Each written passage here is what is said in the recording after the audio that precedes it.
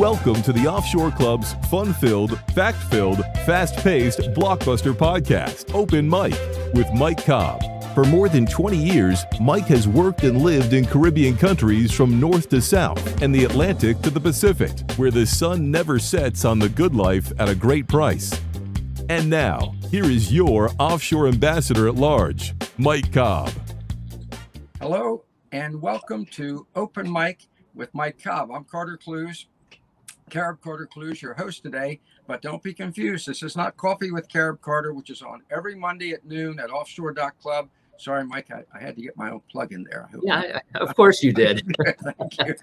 But this is Open Mike, which is a terrific program because this is when you get a chance to hear from the number one offshore entrepreneur, not an offshore entrepreneur, as I said last week, but the offshore entrepreneur, Mike Cobb. And this week, we're going to talk about where you can invest your money, where the smart money is going. And Mike has agreed to focus on one of the countries that he has a residential resort development in. Did I get that? Is that what you call it, Mike? Yeah, exactly. Okay, residential good. Resort communities. Yeah, yep. Residential resort community, beautiful residential resort community. And so he has been there for how many years, Mike? Oh my goodness, I've been working. Our company is in our 25th year of business, so 25 years working, and a couple years before that, fun in Belize. Yeah, in Belize. So yeah, tremendous experience. What'd you say? 27 years, Carter. Yeah. Yeah. 27 years, unbelievable. Like when I think back 27 years, I'm so damn old I can't even remember 27 years ago. But so he can tell you exactly what's going on in Belize, and that's what he's going to do today. And let me preface it with saying, for those who don't realize this, Belize, and Mike, I'm right, is English speaking, right? It is. It's one of the reasons the country has been so popular with expats and foreign property owners is that English is the official language. And the other thing, Carter, that's kind of interesting, and people don't really think about this, is when you go to Mexico or the Spanish-speaking parts of Latin America, Central and Latin America, you move into civil law, and civil law is very different from common law. We're used to common law across the United States. The intent of a contract, like intent has meaning in a contract, right? Whereas in civil law, it doesn't. And so it's kind of an odd thing. So one of the reasons that people really like Belize is obviously the English. They can read the contracts, right? The paperwork that comes with property ownership. But also the intent is carried forth in common law. So the legal framework is actually more familiar, and not that people ever really think about that, but they come with assumptions, right? Oh, I assume a contract's a contract, but in civil law society, that's not the case. And so anyway, so I waded into the weeds, but yes, English is the official language, and that's why people, big reason people love Belize. So yeah. Well, not at all, because I think what you said is very, very important to our viewers, because a lot of them are going to either move or invest in Belize, especially after this show. So when you say the common law, does that mean it's less litigious? Yes, it is. It is probably less litigious, but it is less procedural. If so just for example, in civil law, if you're missing, so for example, you have to put your passport number in a contract or your address or whatever it is, right? And if you mess up and take two digits and intersperse them, or whatever that right word is, switch them back. Juxtaposition. Thank you. You juxtaposition two digits to your passport number. Yeah, that could technically invalidate a contract in civil law. Whereas in common law, the judge will go, wait a minute, it's got your name, it's got your address, the two numbers, but okay, come on, this is your contract, the intent varies, right? So civil law is very different from common law. And again, it's okay if you know what you're doing, or you have lawyers that can help you know what you're doing in civil law. Whereas at least in Belize, the intent of the contracts carry forward in much the same way they do in the United States and Canada. Well, so for someone like me who's not particularly fond of lawyers, that sounds like a dream come true. I feel like lawyers like Shakespeare wrote, and folks, this is an honest quote from Shakespeare: "First, kill all the lawyers." Okay. Yeah, he did say that. I don't remember what play that was, but he did. That's true. Yeah. I don't remember which one it was, but it definitely stuck in my head. So that's great news. Yeah. Now, So when you go down there, it's not going to be all complex and complicated for you to get your money in there, make a great investment, and come out way ahead. What's the investment scenario in Belize at this point? Yeah, well, it's kind of interesting, and we've probably talked about this before, Carter, but I'll come back to it again because I just think it's such a powerful metaphor for understanding property markets overseas, and not just property markets, but in this case, a property market, right? The idea of a time machine. When I went to Ambergris Caye back in 1994, however many years ago that was now, 26, 7, 8 years ago, whatever it was, the tallest building on the island was 2 stories. There were zero paved streets. Everything was sand streets, 2-story buildings. And so like I got there and I looked around, I'm like, wow, this is probably what Key West was like, 30 years ago back then. Right? So 60 years ago now or whatever, right? And I said, gosh, if I could get in a time machine right now and go back in time 30 years, to 1964, right, in Key West, I'd be buying everything I could possibly buy because, everything. Right, because what happens 30 years later, Key West is Key West and properties are $3, $4, $5, $10 million or whatever they are, right? Yeah. You could buy them for a couple $100,000 30 years ago. So when I was walking around Ambergris Caye in 1994 and 95, I said, holy smokes, this is like a time machine. I'm getting in. And I bought my very first rental property as a 30-year-old kid. I feel like that's a kid now, but anyway, 30-year-old guy. I bought my very first rental property in Belize, right? I mean, so my first, true real estate investment was outside the U.S. in Belize because I saw this time machine opportunity to say, you know what, I'm going to buy this condo and, and in 10, 15, 20, 30 years, whatever, it's going to be worth a lot more money, not because it's worth any more money, but because the island of Belize is on this path of or not the island, but the island of Ambergris Caye off the coast of Belize, but the country of Belize is on this path of progress. And as it moves through this path of progress, property prices increase, development happens, right? Yeah. And what's really interesting now, Carter, is that Belize has matured to this point where the first branded hotels have come to Ambergris Caye. There's a Hilton, there's a Marriott, and a Best Western. The Hilton and the Marriott. When did they come? Hilton came a couple years ago. It's a Curio, which is one of their off brands, Curio by Hilton. It's there. It opened a couple years ago. We actually have a Marriott in development that will start construction in June of this year. They just finished an Autograph, and it will open in 2 weeks or 3 weeks. So we're talking about right now. It's coming online. And then our company also has the franchise for the Best Western, and we've got 54 condominiums done. We've got another 12 under construction right now, and another couple buildings already sold for our Best Western. But what's exciting about this is this maturation of a marketplace going from this niche boutique kind of mom and pop hotels into branded. And so to use a different location, Cancun, Mexico, right? 30, 40 years ago, Cancun was in this similar moment, right? Now, Cancun was maybe a little different. Let's go with Playa del Carmen, right? Because it was more organic. Cancun was manufactured by the Mexican government. They built an airport and they said, we're going to build a city. We're going to bring in all the big brands. But Playa del Carmen's probably a better example, maybe 40 miles south of Cancun proper, right? So at the beginning, it was 2 stories, boutique-y, mom and poppy kind of stuff. Now the brands have come. So, about 20, 25 years ago, that was what it was. And it hit this kind of interesting point of transition from boutique to mainstream. And you know what? I think a lot of people who are watching this might go, well, I like the boutique thing. That's great. You probably want to look at a country like Nicaragua. You want to look at a place like Honduras where you own a home, Carter. I mean, there's some places out there where you can still be boutique and kind of on the other side of this mainstream curve. But if you are a property investor, because lifestyle is very different from investment, right? If you're a boutique kind of, I want to live where there's 2-story stuff. Great. Lots of places to do that. That's a lifestyle decision. But if you say, I'm a property investor and I want cash flow, you want to be where the mainstream is. You want to be, you want to be serving the people that jump on Southwest Airlines, right? And fly for $200 to Belize, Yes. right? I mean, and so this moment in time in Belize is profound.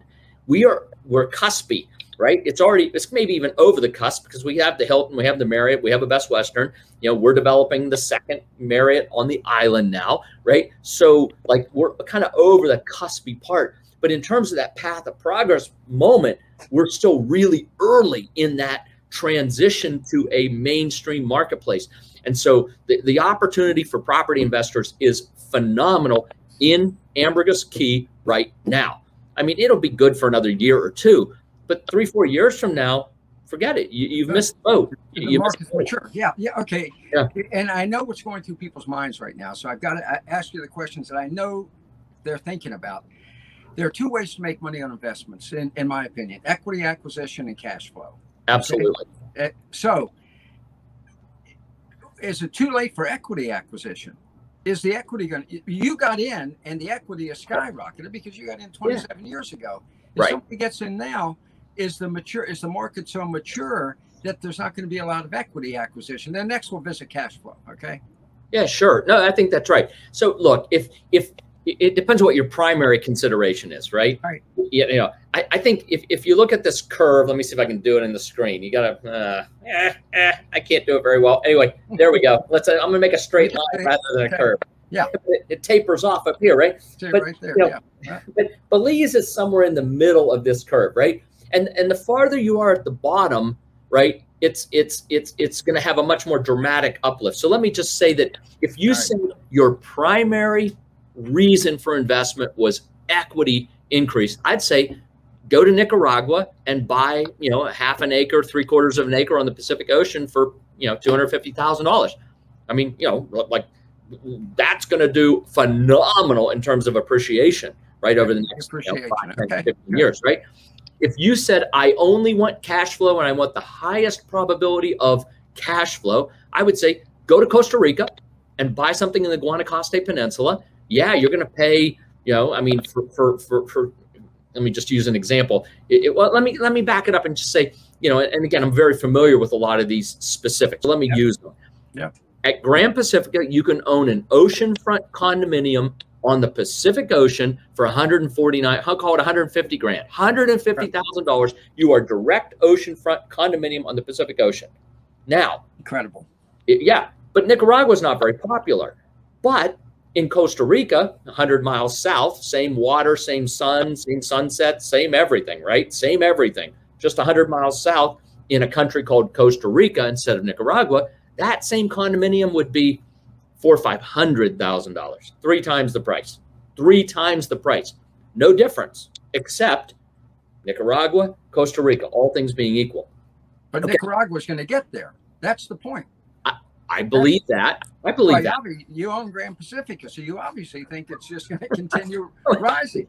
I mean, do. You're the entrepreneurial investor, so you know that it's going to go up and hit the Costa Rica level. And I personally don't think it's going to be very long from now. I'm just giving you my opinion. Well, thank you, Carter. By the way, I believe it. Not only does our company own a lot of real estate in Nicaragua, I personally own a lot of real estate there. So I personally believe it as well as professionally believe it, right? I have my money. I have my own money where my mouth is. But the point is if you said, hey, look, I want predictable cash flow, I would say, you know what? Your absolute best place for the best predictability of cash flow would be the Guanacaste Peninsula. Write a check for $450,000 for that oceanfront condo because tons of people are taking their honeymoons there. They're going on vacation there. Like now, your ROI won't. I mean, it'll be maybe 4, 5, 6, 7%, right? Which is not bad. I mean, cash on cash, triple net, right? Maybe it's double digit, maybe it's 10%. I don't know, right? But pick a number. Just pick a number. Okay, but it's going to be very predictable. But your $450,000, $500,000 condo, it's going to still appreciate, but it's going to go slower. Whereas if you come to Nicaragua and you write a check for $150, it's not going to rent as often. It's going to rent for a much lower nightly rate because it's not very popular. But guess what? Your cost basis is $150. So in order to get a, let's use 10% because that's an easy number. Like to get a 10% return, you only have to triple net $15,000 a year. Maybe you don't. Maybe you triple net $7,500 a year. Okay, fine. So you're making 5%, right? Here's the really cool thing. over the next 5 to 10 years, two things are going to happen. One, the condo should appreciate in value to 300, 400, whatever, but the nightly rates are going to go up and the occupancy should go up again as it becomes more popular. So now your return on investment cost basis is 150. And if you're getting $200 a night and some percent of occupancy and you're getting a triple net 30, well, now you're making 20%, right? So not only are you going to get your condo going up in value, you should also see your cash flow. The nice thing about Belize, you got Nicaragua, not very popular. You got Costa Rica, really popular. Belize is right in the middle. And with this transition from boutique-y kind of, divers, fishermen, very niche, right, to mainstream, that will do a phenomenal job of accelerating the cash flow. And when the cash flow increases, and again, it's kind of in between, it's still got room to appreciate. So to me, Belize kind of offers up the best of both worlds to a property investor. It's got room to appreciate, but it's mature enough and mainstream enough to cash flow. And so, and again, the brands don't come to a location until that happens. I mean, they send their own accounting team. Hilton's been doing this for 100 years. Marriott's been doing this for 90 years, right? I mean, or 100 years, whatever. I mean, these companies have been around a long time. They analyze the market. They will only put themselves somewhere where it's ready for this transitional moment. And it is, and it absolutely is. So essentially, you got in on Belize/Apple in 1980, and now, Belize, for when you could buy an Apple stock for $1, that's worth 100,000 now, right? And it's actually to go with this analogy. See if I'm right. We're kind of like Apple 2000 now in Belize. It's halfway up. It's halfway up, but continuing. Okay, yeah. So it's a great investment. It's a perfect time to invest, right? We are not here to sell the. By the way, Mike is the chair, the CEO. What is CEO or chairman? Both. I can't go wrong on that one. You did good. CEO, chairman of ECI Development. Okay. So go to ecidevelopment.com and check out some of he talked about Grand Pacifica. It's on there. We're not here to sell you those properties. This show is about investment advice. We're not, we're not saying buy now, 1-800 buy now. No, that's not the point. But the point is we are here to help you. And those are great investments. Check what he's saying about Grand Pacifica there. And I think you have new properties opening up now, I think, in Belize. Is that right? We do. We have, and real quick, let me just come back. By the way, we have a couple documents that we offer up. These are great white papers. They're research documents that our team has put together. One is our consumer resource guide. If you're thinking about buying property anywhere outside of North America, you need this consumer resource guide, not a sales document. It is a powerful consumer guide for people buying property outside North America. You can request it here on this video, Carter. You'll put the link in. Absolutely. How much does the document cost? It's free. because you knew that. But you know what? We come from, look, it's our 25th year of business. We understand that an educated consumer is our best friend, because you know what? It's by the way, the consumer resource guide is very self-serving. I'm going to be very transparent about that. If you read the consumer resource guide, 80% of my competitors go away because they don't meet the standard of what a North American expectation is, right? Good. But coming out of North America, we don't know the right questions to ask. So we buy a condominium, a beautiful condominium in Costa Rica, and I have a picture of this, a beautiful condominium in Costa Rica, Pacific views that are absolutely fabulous. There's no water, hot water. There's no hot water in the bathrooms.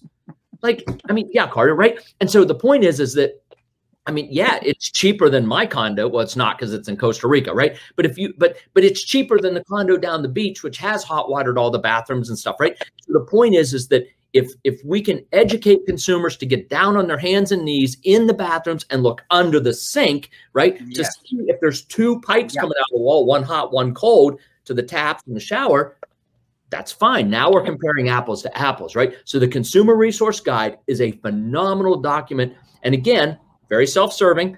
80% of my competitors don't cut the mustard. but you got to figure out how to ask those questions. So I'm okay to compete with the 20% that are truly my competitors, apples to apples, right?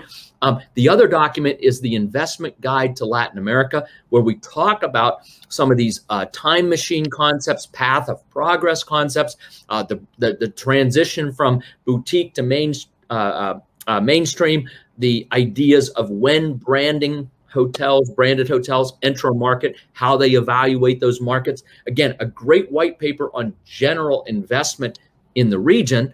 And then sure, Carter, if somebody wants to take a look at any of our products, we'd love to have people take a look at them. But in the end, what I really want are people who are savvy investors and property buyers overseas, make great decisions, own our product, own somebody else's product. Just own a product or an investment that's a high quality product from a high quality company that's going to be around to serve you for many years to come. These are the things that are so important, and we want to help. We want to help all consumers make better decisions. And when that happens, we will earn more business. We won't earn all the business, but we'll earn more business, and that's what we want. We want to serve folks with products that are right for them. So. Which is great. And so ecidevelopment.com, Brian, our super producer, Brian, will put up the names of these publications so you can get them. They're absolutely free.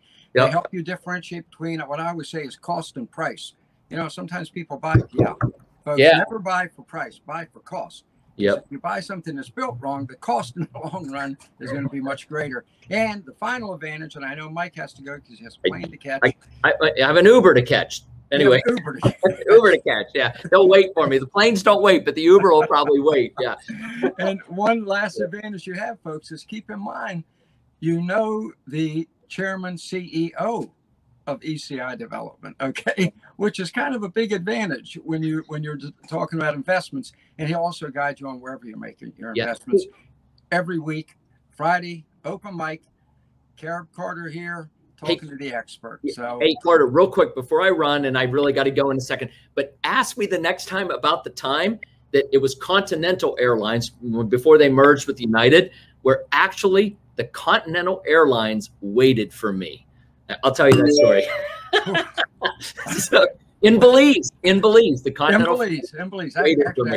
Actually, one time in Honduras, I was in the bathroom and they did hold the plane for me. Yeah. I was shocked. I thought, now that was 20 years ago. So they probably wouldn't do that anymore. But I was about 25 miles away coming from Belmopan after a meeting with the Prime Minister, Joel Nagel, who you've interviewed before, and my business partner. He and I were on our way back from meeting with the Prime Minister in Belize, and we weren't going to make the flight. We called the airline. They knew us because we're there every month, right? And they actually held the Continental flight about 20 minutes for us. Anyway, so there, I told you. Now you don't have to ask next time. At which point you became the most hated man on the plane. Well, there were two of us. So, yes, exactly. All right, Mike, thank you. Great advice. Fantastic. Folks, thanks for joining us, and we'll see you next week on Open Mic. Have a nice weekend. For more information on the Offshore Club or to contact Mike Cobb, visit offshore.club today. Offshore.club. See you next time at the Offshore Club.